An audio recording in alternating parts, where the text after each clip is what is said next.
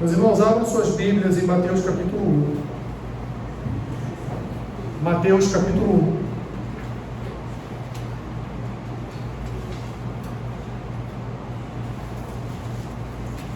Tem um bom tempo, vou tentar terminar um pouco mais cedo. Porque as irmãs têm um tempo, né? De ir para casa, sentar no sofá, esticar suas pernas no puff. Sabe o que é um puff, né? Ligar o ar-condicionado, o ventiladorzinho, para os seus filhos prepararem a comida, né? Os seus maridos, né? Não, vocês estão rindo por quê? Não é isso não? Ué, mas as mães vão trabalhar hoje? Que é isso, gente? Hoje a mãe tem que trabalhar não. Tem filho que quer fazer e a mãe não deixa, a dona Célia é assim.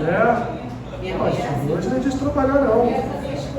Hoje é dia de sofazinho e pezinho no puff.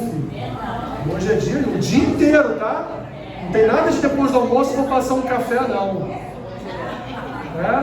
Ela, com certeza. Com massagem no pé ainda, ó, completo o Nilson, ó. Com massagem no pé ainda, né? Com perfumes aromatizantes. Né? Isso, mirra, isso aí. Aloé, isso aí, vamos lá. Vamos cuidar das mamães, pelo menos hoje, né, gente? Pelo menos hoje, né? Oi? Ué, eu faço. Faço não? Eu faço. Se ela me der o pezinho, eu faço. O problema é que eu tenho 4 pés para fazer, né? Que é o dela e o da patroa em casa depois, né? Porque assim, é maior barato, né? O marido tem que dar feliz dia das mães para a patroa, né? Se não der, não é verdade? E o pior, ainda tem que avisar o filho, ó, tu sabe que hoje é dia das mães, né? Tu já foi lá falar com a tua mãe? E hoje é dia das mães? É porque tem filho que não é assim, né? Tá no mundo da lua, não é verdade?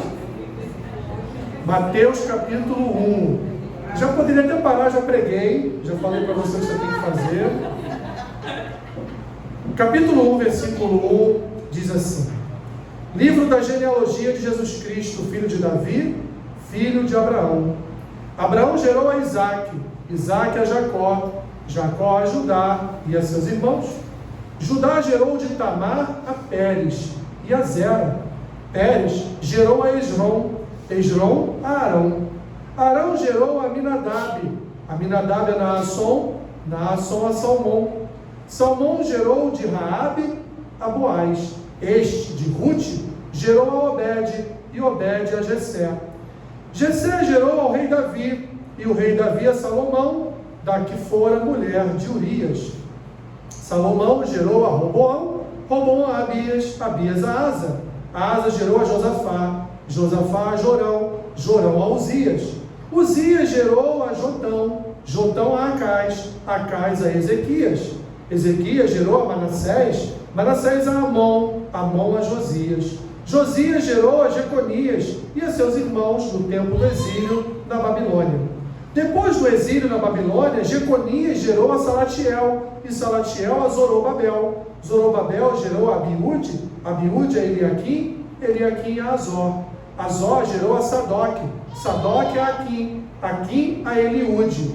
Eliúde gerou a Eleazar, Eleazar a Matã, Matã a Jacó, e Jacó gerou a José, marido de Maria, da qual nasceu Jesus, que se chama o Cristo. De sorte que todas as gerações, desde Abraão até Davi, são 14, desde Davi até o exílio na Babilônia, 14, e desde o exílio na Babilônia até Cristo, 14. Obrigado, Senhor, por tua palavra nesta manhã. Fala ao coração do teu povo, é o que nós te pedimos e assim oramos, no nome de Jesus. Amém. Podem sentar. Meus irmãos, as Escrituras são como um filme, cujo enredo nos ensina que há um Deus soberano que escreve a história com aquilo que podemos dizer que é um tinteiro da graça. Tudo, meus irmãos, se move no sentido de satisfazer sua vontade eterna. E o veículo desse seu mover é a graça. Através da graça, Deus prometeu a Abraão uma terra, prometeu a Abraão um povo, E prometeu a Abraão a promessa, fez a ele a promessa de eternidade.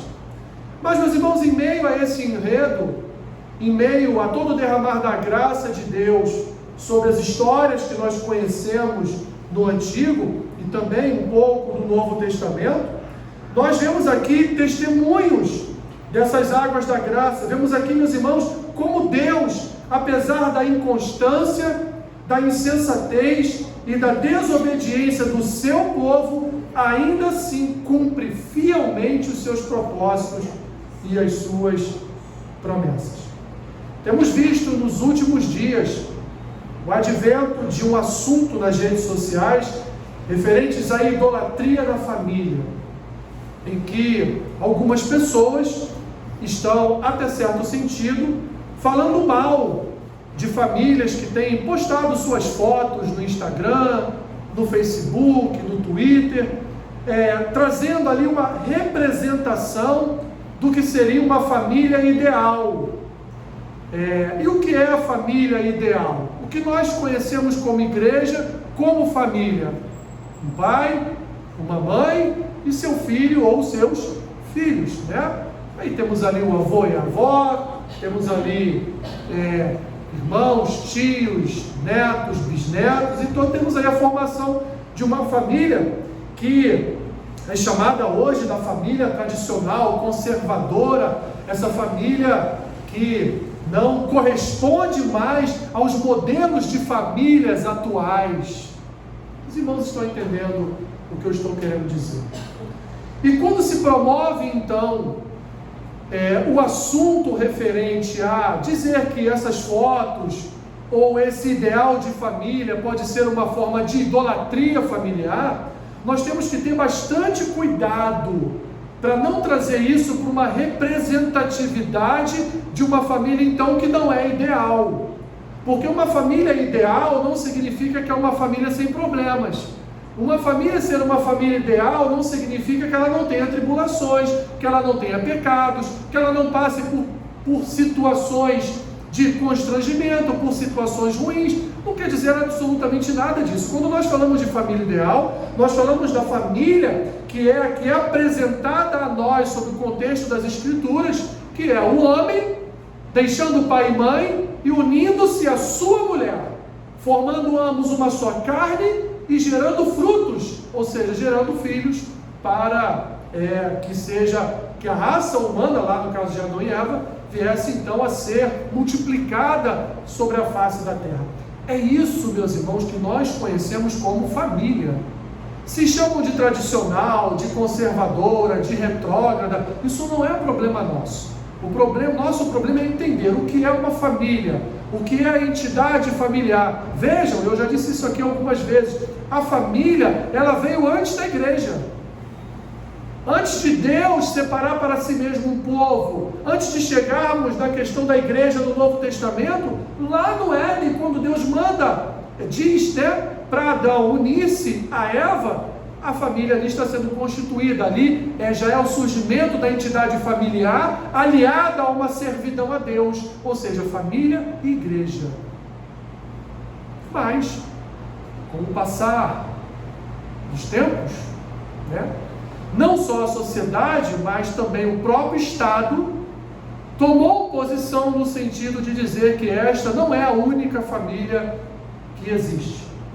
E aí, meus irmãos, o que isso acarretou? Acarretou em várias e várias pessoas cristãs projetando em formas de fotos, em formas de palavras bonitas, as suas famílias nas redes sociais, porque afinal de contas, para que serve uma rede social? É para isso mesmo, né? A pessoa ali está o quê? Se expondo. Ela está expondo muitas vezes a sua vida, expondo a sua família, expondo as coisas concernentes à sua vida familiar. Então agora há um grupo que está querendo, até certo ponto, dizer que não é bem assim.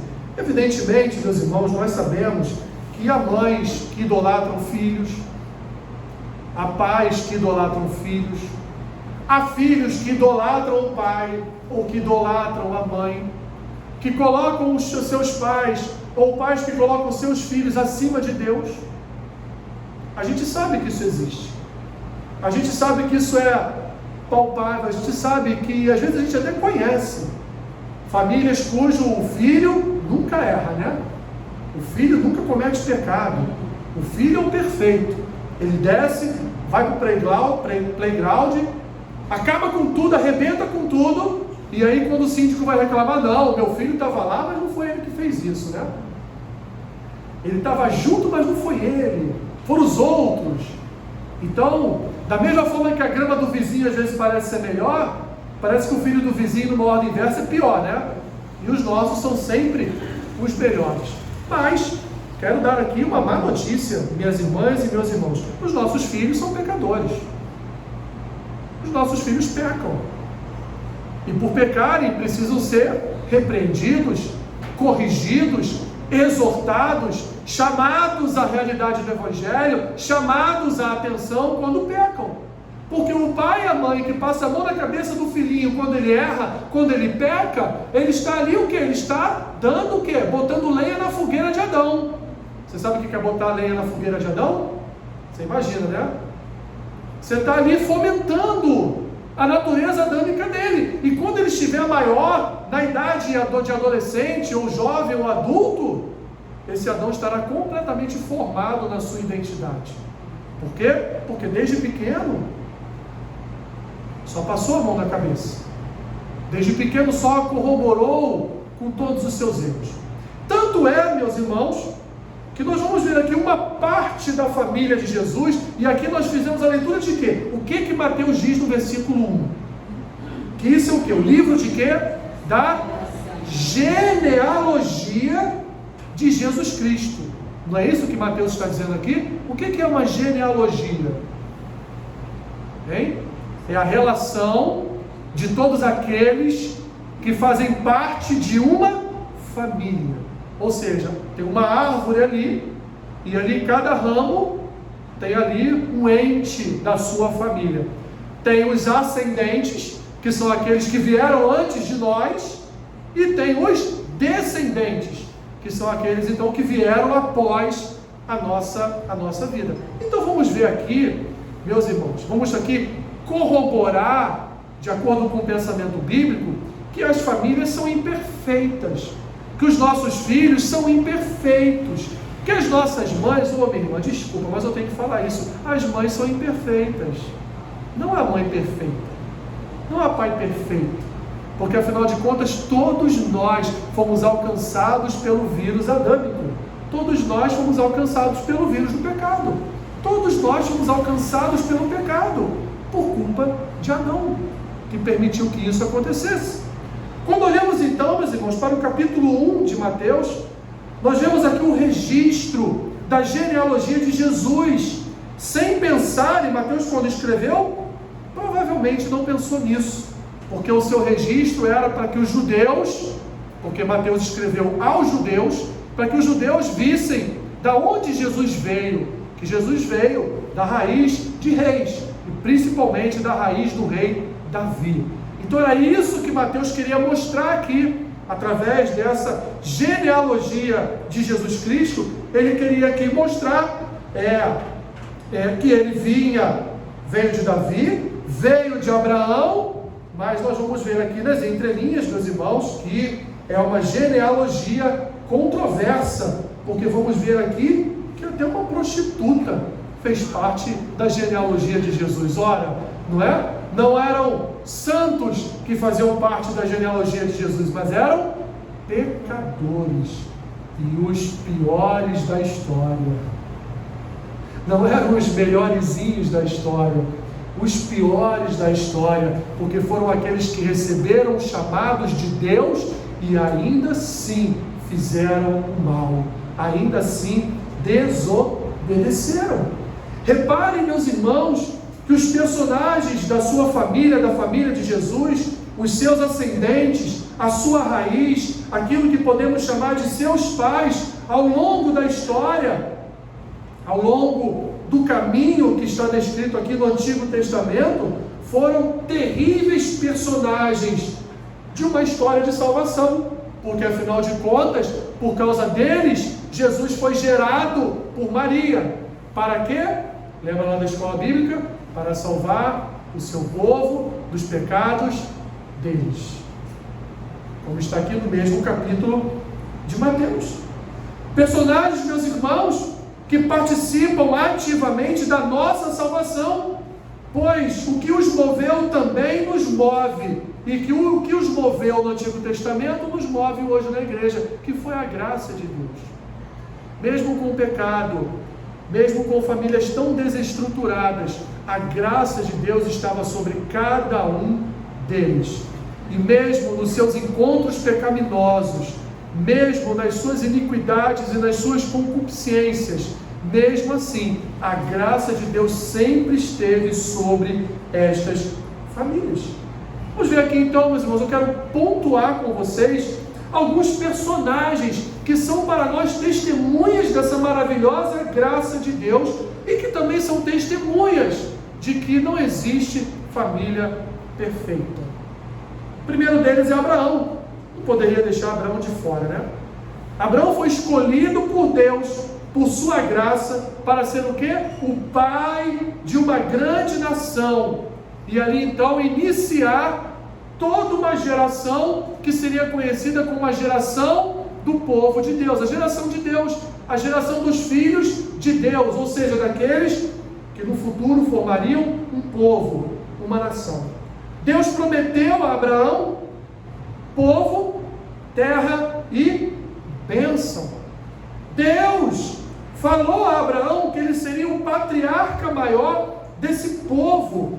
Aquilo que podemos dizer, ele seria praticamente o pai de toda uma nação, de todo o povo. E esse pai nos ensina, através da sua trajetória, ele nos ensinou através do seu episódio com Isaac, nos ensinou o quê? A fé. Então Abraão não é só o pai de uma nação, mas Abraão é aquele que nós chamamos de quê? O pai da fé. Por quê? Porque ele teve fé suficiente para levar o seu filho até o local do sacrifício, sabendo que Deus promoveria a salvação para o seu filho. Quer fé maior do que essa? Porém, Abraão, quando fugiu da fome em Canaã e entrou no Egito, o que ele fez? Ele mentiu, dizendo que Sarai era sua irmã.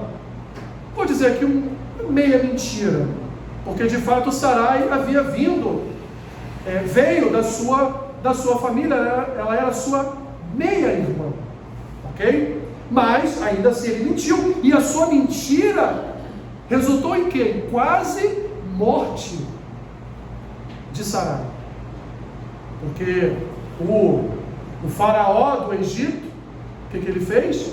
Já ia tomar Sarai para si. Então ela é tua irmã, então ela pode ser minha, não é? Ou seja, ele ficou com medo dele ser morto para tomarem ela como esposa, mas no entanto ele colocou ela no risco de ser então possuída por Faraó. Não só isso, Abraão adulterou com Agar. Muitos pensam assim, ora, mas foi Sarai que entregou Agar, sua serva, a Abraão. Mas quem era o patriarca?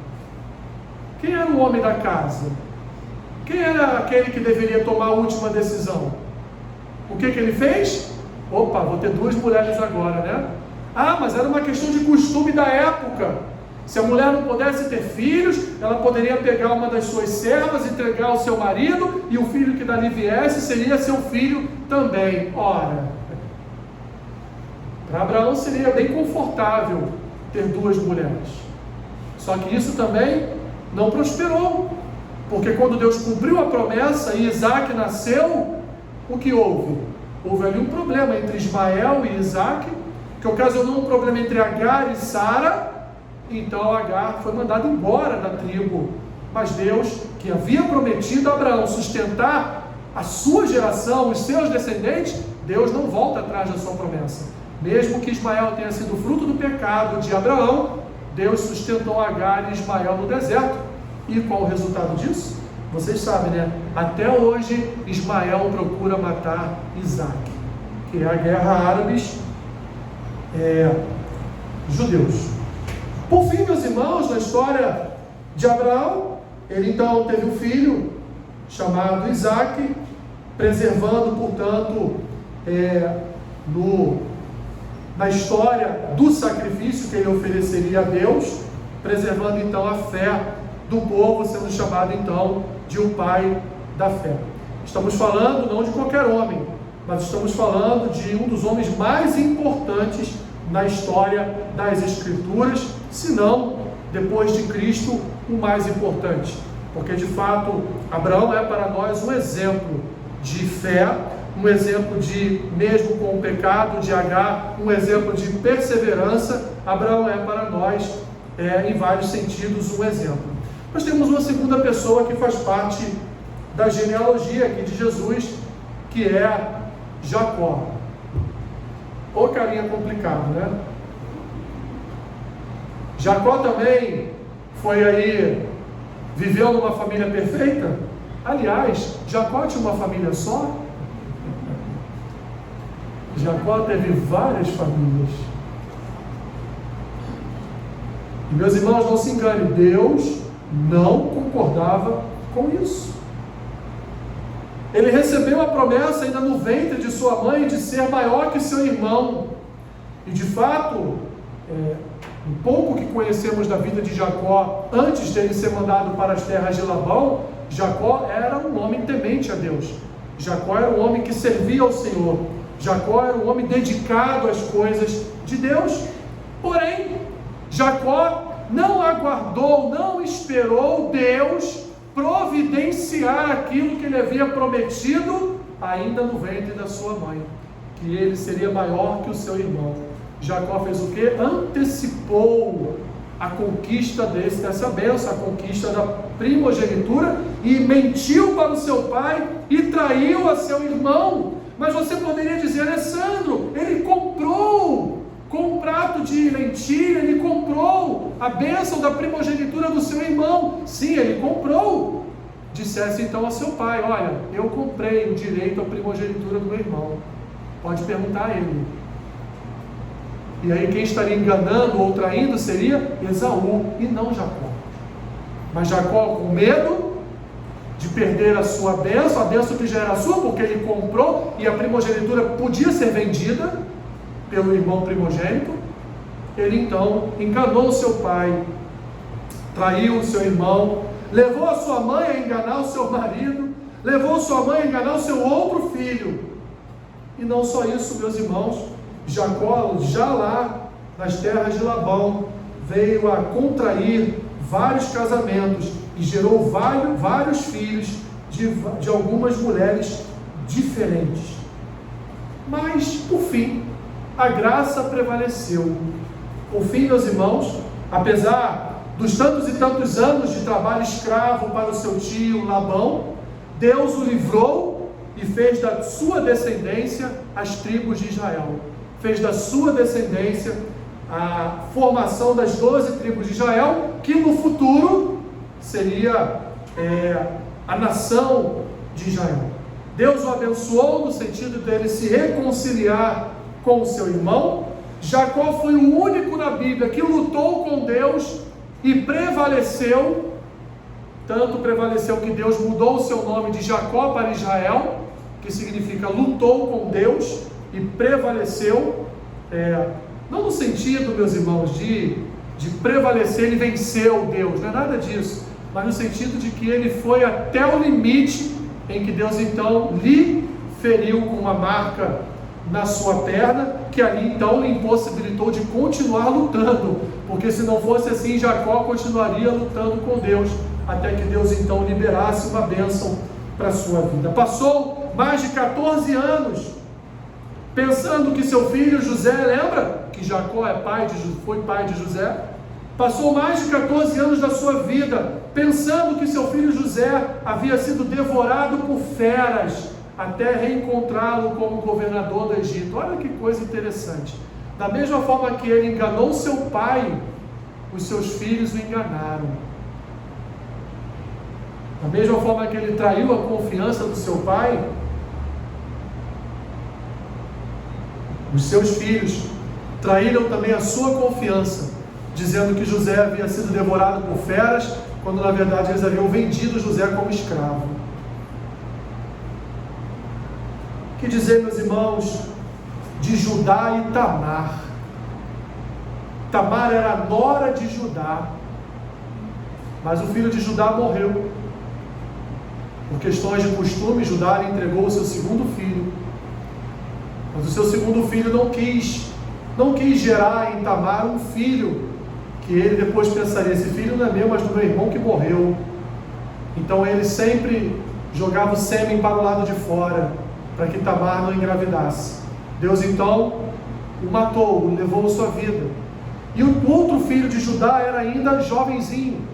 E Judá diz o que para ela? Volte lá para sua terra, permaneça em luto, até que o meu filho cresça e possa unir-se a você, então gerar um filho para o meu falecido filho. Que loucura, né, meus irmãos? Um costume muito doido, né? Aos nossos olhos, aos olhos da nossa sociedade atual. Mas era o costume daquele tempo. Mas Judá, então, em determinado momento, resolve ir até próximo da cidade onde Tamar está, para ver alguns animais, para comprar e vender alguns animais.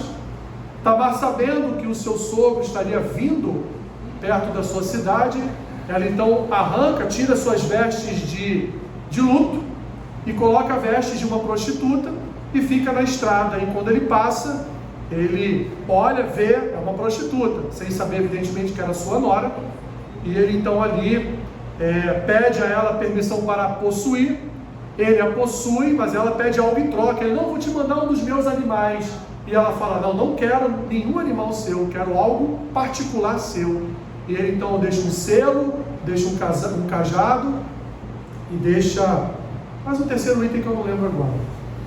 Ele deixa 3 itens pessoais dele nas mãos de Tamar. Vai embora para sua terra. Algum tempo depois lhe chega a notícia: olha, a sua nora pecou, adulterou, ela está grávida. Então Judá diz: traga ela aqui que nós vamos queimá-la. Porque a sentença era morte na fogueira. Vamos queimá-la, traga ela aqui. E quando ela chega lá, Judá pergunta: pelo menos tu sabe quem é o pai? E ela então tira os 3 objetos pessoais de Judá e coloca diante dele. O pai é quem deixou isso aqui comigo há uns meses atrás. Olha o que diz aqui, meus irmãos, no versículo 3. Judá gerou de Tamar, sua nora, a Pérez e a Zera. E aí então vem, Pérez gerou a Esrom, e Esrom gerou a Arão, Arão a Aminadab, e assim continua toda a genealogia de Jesus Cristo. Vimos então, meus irmãos, Judá. Mas da raiz de Judá e de Tamar tem uma outra pessoa muito conhecida no livro de Josué, quando a nação entra na terra prometida e os espias são enviados lá. Alguns espias são enviados até uma cidade chamada Jericó, e quando os habitantes de Jericó têm notícia de que aqueles espias estão ali porque há um povo de um tal de um Deus aí que veio para tomar posse da terra, eles então da cidade querem perseguir e matar esses espias. Então eles encontram abrigo e refúgio na casa de quem? De Raabe, a prostituta da cidade. Raabe então os protege, consegue dar a eles a fuga, e há uma promessa daqueles espias para Raabe: olha, quando nós invadimos a Jericó, nós não permitiremos que você e sua família sejam atingidas pelas lanças, pelas flechas, pela ira de Deus sobre a cidade de Jericó.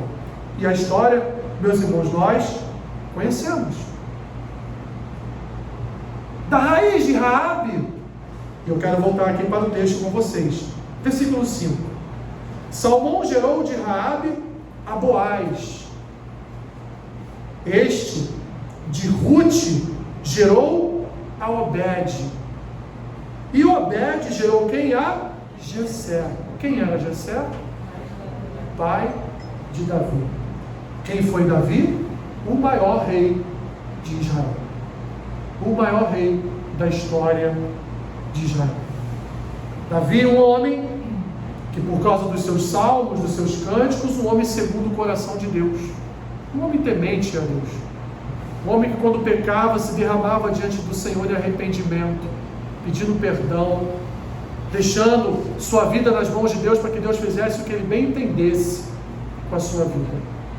O que vemos em Davi, meus irmãos, um homem que até a morte de Saul foi um homem fiel a Deus, um homem que teve até a chance de matar Saul e se recusou a matar aquele que Deus havia ungido para ser o rei. Mas Davi, meus irmãos, Davi, por conta de uma concupiscência do seu coração, Davi então toma Batseba como sua mulher, a engravida, chama Urias da guerra, quer que Urias então coabite com a sua mulher, para que no futuro o filho seja dado como se de Urias fosse. Urias se recusa, quer voltar para a frente de batalha, e ele é colocado mais do que na frente de batalha, pois Davi chama o seu general e diz: olha, coloca ele lá na frente e deixa morrer. E então Urias é morto. E aí um dia o profeta chega para Davi e faz uma analogia de uma ovelhinha, coitadinha, que foi ali abusada pelo seu senhor, mas que o dono foi mandado à morte. Davi então: cadê este homem cruel e perverso? Porque vamos matá-lo agora. Então o profeta diz: esse homem é você. O bebê morre, ao nascer já nasce ali praticamente morto, mas a graça de Deus estava sobre a vida de Davi. A graça de Deus é maravilhosa, meus irmãos. A graça de Deus dá a Davi, através de Batseba, a mulher do seu pecado, um filho chamado Salomão. Vamos ver que em toda a história de Davi, como o profeta prometeu, nunca faltaria espada e sangue na família de Davi. E a família de Davi foi uma tragédia por causa do seu pecado. Olhamos então para esse filho de Davi chamado Salomão, que faz parte evidentemente aqui da genealogia de Cristo. E Salomão, quando teve a oportunidade, pediu a Deus o quê? Sabedoria. Deus deu. Foi, após Cristo, o homem mais sábio de toda a terra. Ele, com a sua sabedoria, julgava, com a sua sabedoria, ele fabricava remédios de plantas, com a sua sabedoria, ele dava conselhos a outros reis, com a sua sabedoria, ele construiu o templo do Senhor. Mas nesse mesmo templo, meus irmãos, o que Salomão fez?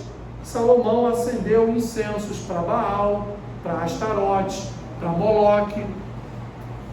Salomão se deu em casamento para mulheres de outras nações.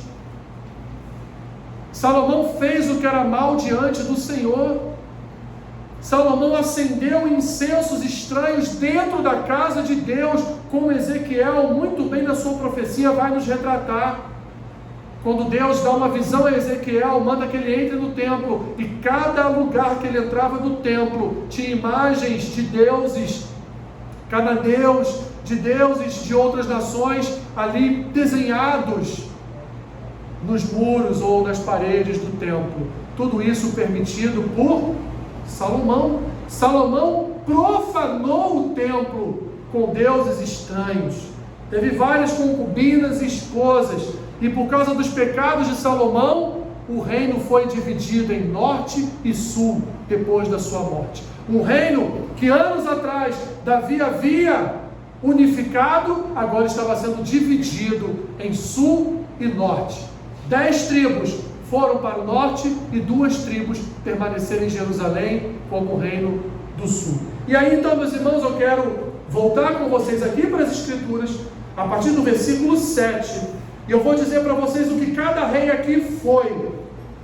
Salomão gerou a Roboão. Roboão foi um rei mau. Roboão a Abias. Abias foi um rei mau. Asa foi um rei bom. Asa gerou a Josafá. Josafá foi um rei bom. Josafá a Jorão. Jorão foi um rei mau. Jorão gerou a Uzias. Uzias foi um rei mau. Uzias gerou a Jotão e Acais, que eram reis maus. Acais gerou a Ezequias. Ezequias foi um bom rei. Ezequias gerou a Manassés. Manassés foi o pior de todos. Manassés foi aquele que reintroduziu em Israel o culto a Moloque. Ele entregou seu próprio filho a Moloque. ele matou seu próprio filho, entregando ao Moloque. Manassés, um mau rei. Amon, um mau rei. Josias, um bom rei. E gerou a Jeconias e a seus irmãos, todos maus. E depois disso, todos foram para o exílio da Babilônia. Todos esses, meus irmãos, bons ou maus, estão aonde? Na genealogia de Jesus Cristo. Fazem parte da família de Jesus Cristo. Aí vamos nos encontrar no período do exílio da Babilônia, quando o povo está saindo do exílio. Nós vamos encontrar aqui alguns nomes. Salatiel, que gerou a Zorobabel. Zorobabel foi um dos primeiros a voltarem a Jerusalém para reconstruir o templo e os muros. E quando ele ali foi confrontado por aqueles que queriam ajudar a construção dos muros, ele disse: não. Aqui só pode construir quem voltou lá do exílio, quem é aqui, quem é hebreu, quem é judeu, quem é descendente daqueles que viveram em Jerusalém. Vocês não podem participar conosco não. Nós é que vamos reconstruir o templo e os muros. E aí temos Abiúde, Eliaquim, Azor, Sadoc, Aquim, Eliúde, Eleazar, Matã, e aí por fim Jacó, que foi o pai de José. Percebam, meus irmãos, essa é toda a ascendência de Cristo. Quem é então a descendência de Cristo? Cristo teve filhos? Cristo casou, teve filhos? Não, né? Mas nós somos frutos de quê? Do trabalho de Cristo. Nós somos co-irmãos de Cristo e filhos do mesmo Pai. Somos co-irmãos na herança que nos está reservada para a eternidade. Olha o que Paulo diz em Romanos 8,17. Ora, se somos filhos, somos também herdeiros, herdeiros de Deus e co-herdeiros com Cristo. Se com Ele sofremos, também com Ele seremos glorificados. Qual é a descendência de Cristo então? É a sua igreja. Ou seja, meus irmãos, o roteiro da graça de Deus ainda está sendo escrito por Deus, mas hoje está sendo escrito através de quem? Da sua igreja. Assim como as famílias aqui citadas, eu poderia citar tantas outras, oriundas de histórias contadas no Antigo Testamento, foram famílias imperfeitas e foram ascendentes de Cristo, participaram da árvore genealógica de Cristo. Nós que também participamos desta árvore, por sermos descendentes da salvação em Cristo, por sermos a igreja, o povo, como Pedro vai chamar, de propriedade exclusiva de Deus, como Paulo nos chama aqui, filhos e co-herdeiros da mesma herança que Deus tem reservada em Cristo para nós. Então, meus irmãos, como poderemos dizer que a nossa família é perfeitinha? Não é. A nossa família é imperfeita. A nossa família é totalmente imperfeita. Como todos os seus ascendentes, meus irmãos, que eram pecadores, inimigos de Deus, engenheiros de obras mortas, afastados de Deus por orgulho e por soberba, nós também, meus irmãos, somos pecadores. Muitas vezes orgulhosos, soberbos, achando que às vezes temos a palavra certa, a palavra correta, ou assim como Abraão, assim como Davi, assim como Salomão, queremos tomar decisões em nossas vidas achando que somos independentes de Deus, independentes da graça de Deus, né? Achando que as nossas famílias são as melhores famílias, são as famílias perfeitas, são as famílias que são exemplos para as outras famílias, quando, meus irmãos, se não fosse a graça de Deus, o que seria da nossa família? Se não fossem as bênçãos de Deus, o que seria da nossa casa? Se não fosse o amor de Deus derramado sobre nós, o que seria da nossa parentela, meus irmãos? A nossa sorte é que Deus é rico em misericórdia e Ele nos salvou por sua graça, para que vivamos por sua graça mediante a fé.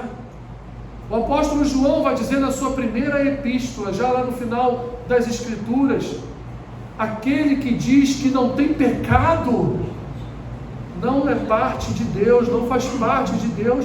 Aquele que diz que não tem pecado, ele já é pecador só em estar dizendo isso. Por isso, meus irmãos, que nós precisamos entender que as nossas famílias nunca serão perfeitas, e nós precisamos, com sabedoria, com graça, com amor, com cuidado, entender as dificuldades de cada membro da nossa família, entender suas limitações, entender sua finitude, entender para podermos tratar, entender para podermos cuidar, entender até mesmo para podermos orar, para saber o que orar, para saber o que colocar diante de Deus, para saber o que buscar em Deus para esse nosso parente, para esse nosso familiar. Pois se não entendermos, meus irmãos, dessa forma, nós certamente não alcançaremos aquilo que queremos alcançar,